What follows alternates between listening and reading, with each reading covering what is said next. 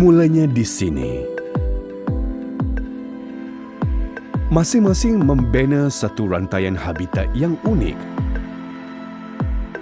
Tempat berlindung si akuatik belang berkulit keras, berkepala panjang, lengkap taji bergerigi.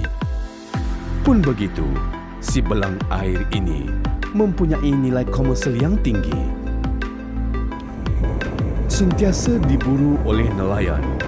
Ekoran permintaan serta harga pasaran yang mencecah ratusan ringgit hanya untuk 1 kilogram sahaja. Itulah warisan rezeki Ting Tiew Hing. Lepas naik gelombang besar, bila dia mau teduh, baru itu udang ada banyak.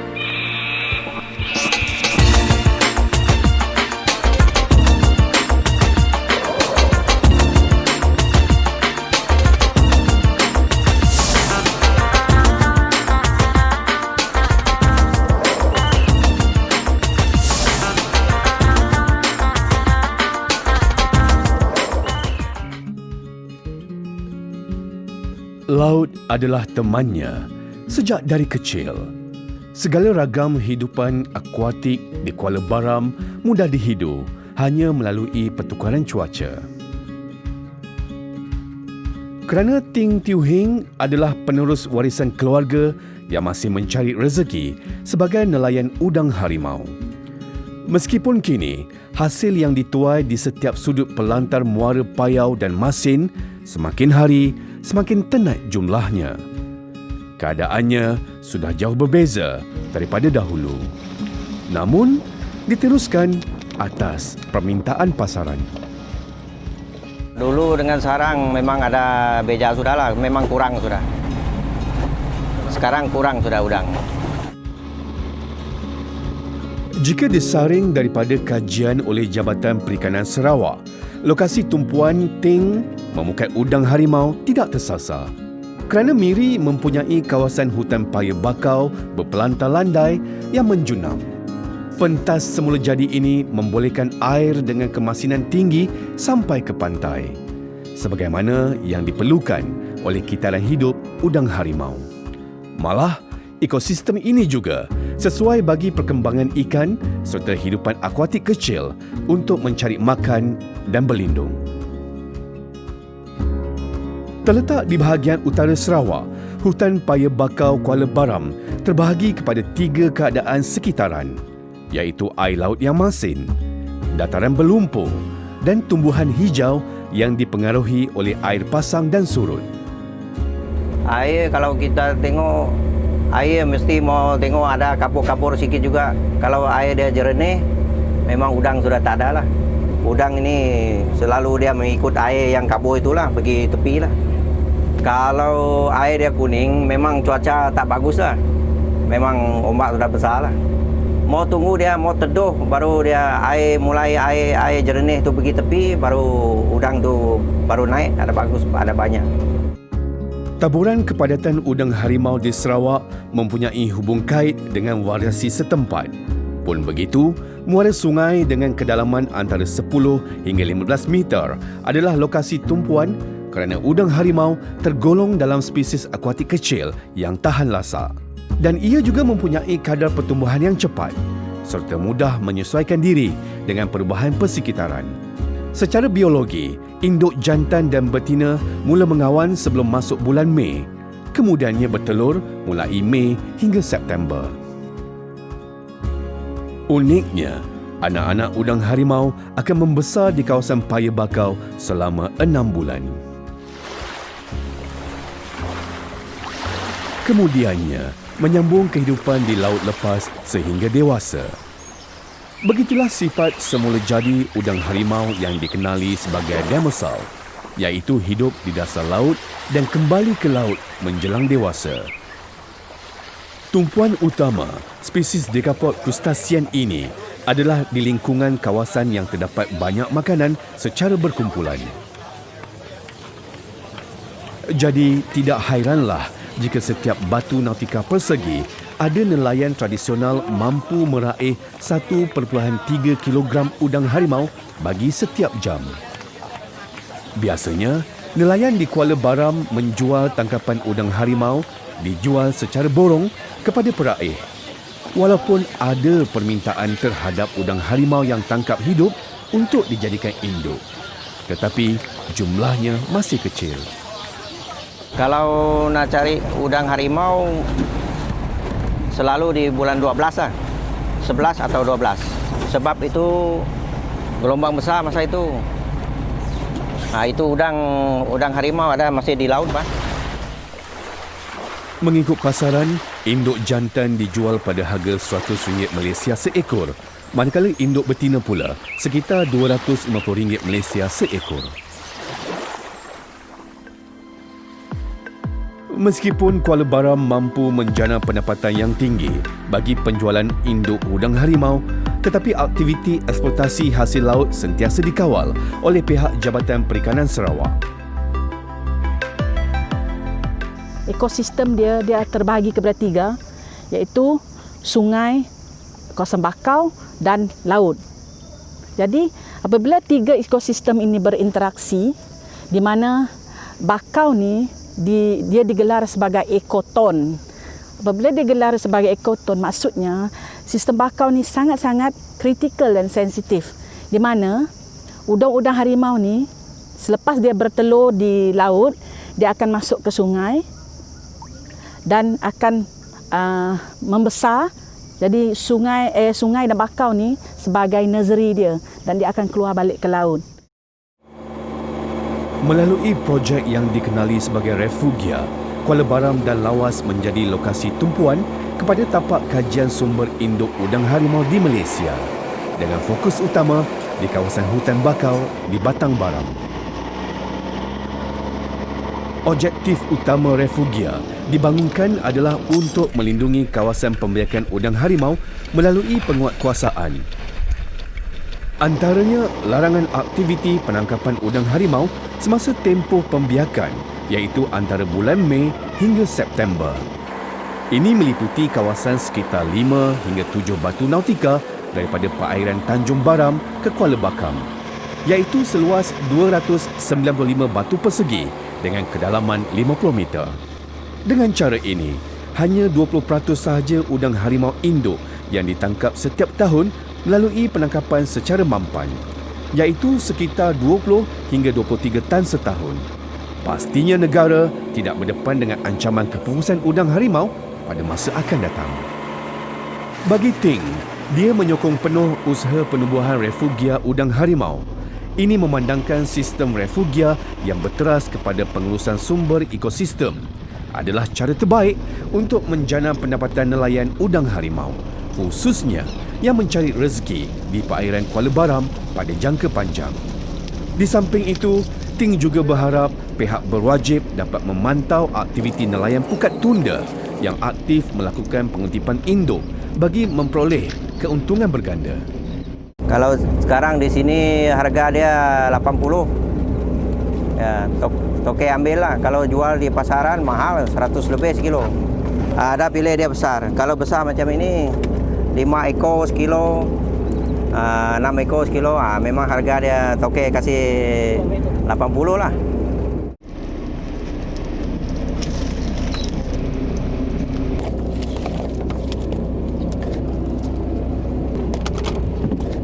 Inilah udang harimau.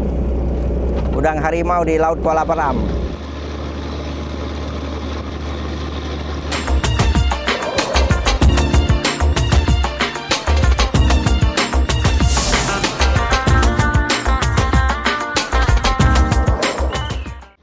Bagi memastikan nelayan tempatan terus meraih rezeki udang harimau secara mampan dan berkapasiti yang dibenarkan, pihak Jabatan Perikanan Sarawak sentiasa memantau aktiviti vesel pukat tunda di perairan Kuala Baram.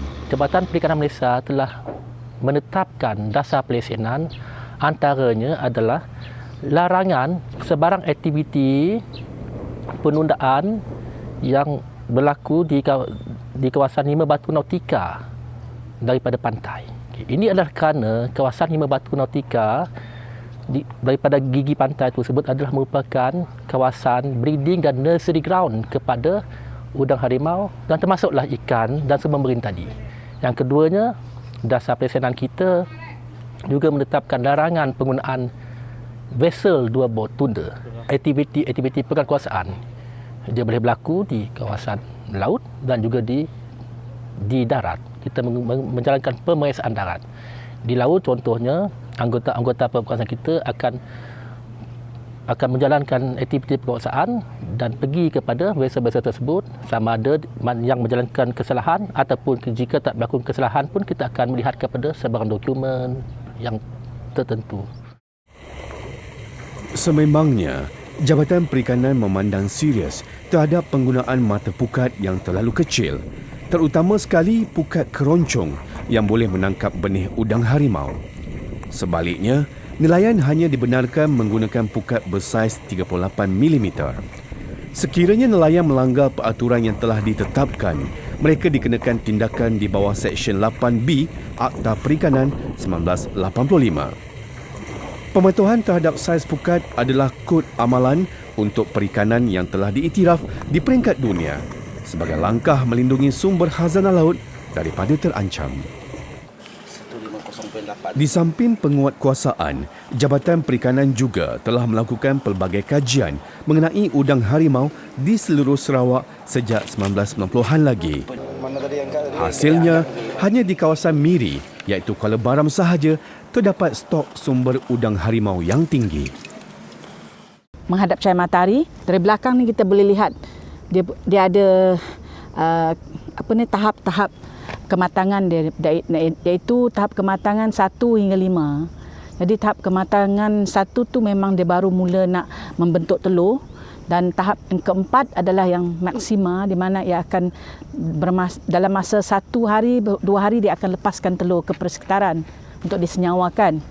Dan tahap kelima tu maksudnya dia span maksudnya dia dah bertelur, dia dah melepaskan telur. So dari situ kita boleh jangka untuk kita buat pengawalan dari segi penangkapan udang harimau tersebut.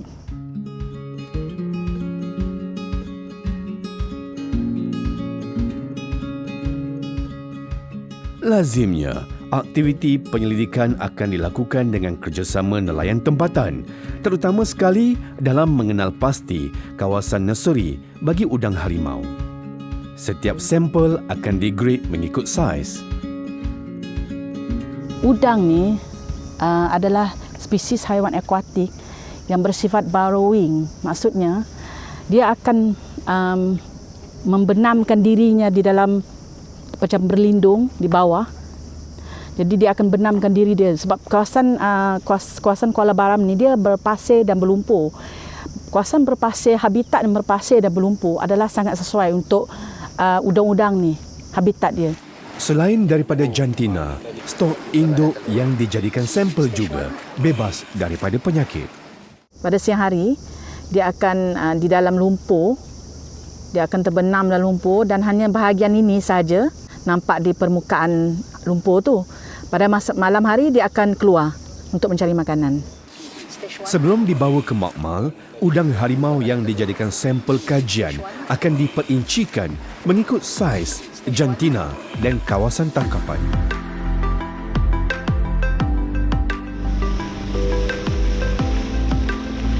Dapatan 1990-an masih diteruskan sehingga 2019.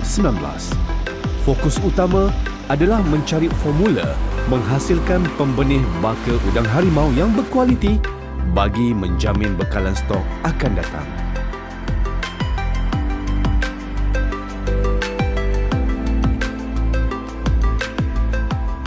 Kita telah menjalankan penyelidikan di perairan Sarawak, khasnya di perairan pantai, dan kita dapati bahawa di kawasan Miri ini saja yang terdapat udang harimau yang banyak, dan khasnya di Kuala Baram lah. Kita di Jabatan Perikanan memang mempunyai matlamat yang jelas mengenai konservasi sumber-sumber perikanan yang penting. Ini adalah bertepatan dengan keperluan Sustainable Development Goal yang dipeluli oleh Persatuan Bangsa-Bangsa Bersatu. Jadi contoh yang jelas ini ialah kita nak melindungkan sumber udang harimau ni lah. Dan kepentingan ini bukan saja kita nak melindung, tapi kita nak mengawal tangkapan ni khas untuk nelayan-nelayan tempatan lah. Kalau kita lihat keseluruhan di kawasan Malaysia, hanya kawasan ni yang mempunyai kualiti induk yang udang harimau yang terlalu tinggi, yang khasnya boleh digunakan untuk aquaculture. Kita telah menjalankan kajian tafsiran sumber sejak beberapa tahun ni.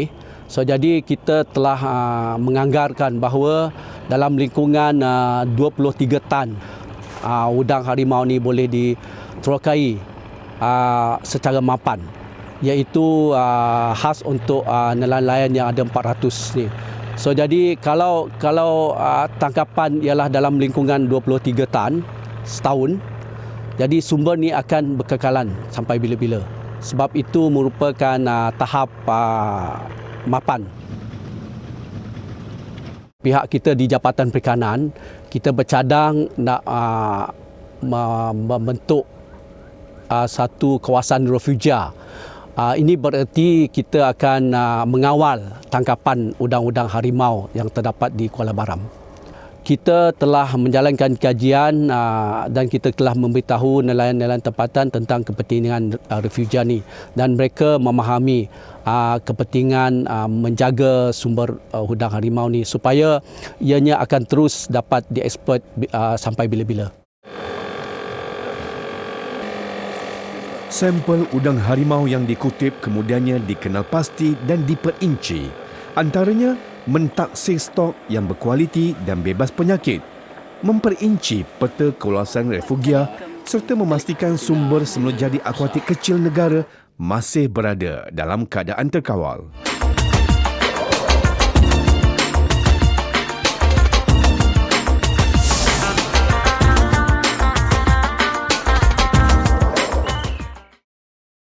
Mungkin ramai yang tidak menyedari tentang kepentingan udang harimau dalam memastikan kelestarian alam semula jadi. Bagi hutan paya bakau, kehadiran akuatik kecil seperti udang harimau penting dalam membina ekosistem hutan bakau yang kompleks, khususnya dalam memainkan peranan sebagai pembersih sama ada di air tawar maupun air masin. Disebabkan itu, sebelum peta keluasan refugia diwartakan, kajian pengumpulan data dimulakan di kawasan perairan hutan bakau Batang Baram. Kerana di sinilah penentu kepada benih baka udang harimau yang berkualiti. Secara semula jadi, hutan bakau adalah tempat anak udang harimau membesar sebelum mendapat habitat baru di lautan. Kehadiran anak-anak udang harimau boleh dikenal pasti menerusi sifat-sifat kimia air. Ukuran berjulat bagi air adalah antara 0 hingga 14, dengan nilai pH bagi alkali lebih daripada 7 dan nilai asid bersifat kurang daripada 7. Atau mudahnya, anak udang harimau boleh membesar dengan baik dalam suasana ekosistem bebas daripada pencemaran. Untuk kajian spesies udang ni, haiwan akuatik udang ni, kita kena jalankan penyelidikan sehingga semua peringkat kitaran hidup dia, supaya kita tahu di mana lokasi dia. Contohnya yang ini udang juvenile, peringkat post larvae tadi. Peringkat udang ini dia memang akan mendiami kawasan-kawasan paya bakau, di mana itulah keperluannya kawasan paya bakau, di mana kawasan paya bakau ni dia dijadikan sebagai nursery, tempat anak-anak udang ni bermain dan hidup di kawasan ni, dan juga dia akan mencari makanan di kawasan-kawasan paya bakau ni. Jadi kita jalankan kajian ke semua peringkat kitaran kehidupan dia, sebab kita hendak melindungi semua fasa-fasa kritikal udang harimau ni.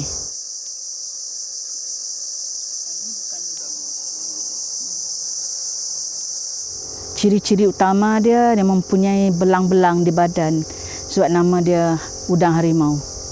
Memang kita senang kena pasti sebenarnya.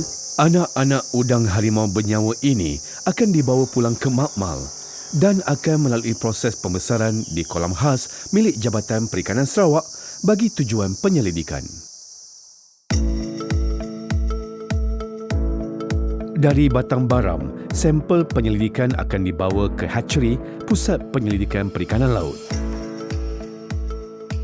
Sampel yang dibawa ke Makmal kemudian akan melalui pelbagai proses penyelidikan seperti kajian kualiti sperma induk jantan, kajian perbandingan tumbesaran, kajian penilaian baka induk melalui genetik udang harimau, yang mana segala kajian terarah kepada usaha memelihara stok induk udang harimau di perairan Kuala Baram. Setiap spesimen udang akan diuji secara terperinci baik dari segi baka maupun jaminan bebas bahan terlarang.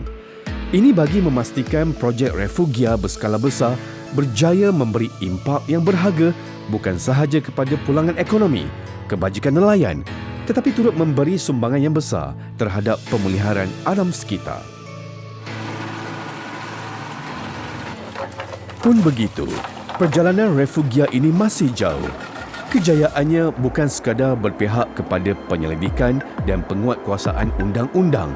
Sebaliknya, mereka yang meraih rezeki bersama sang belang akuatik juga perlu peka tentang masa depan udang harimau.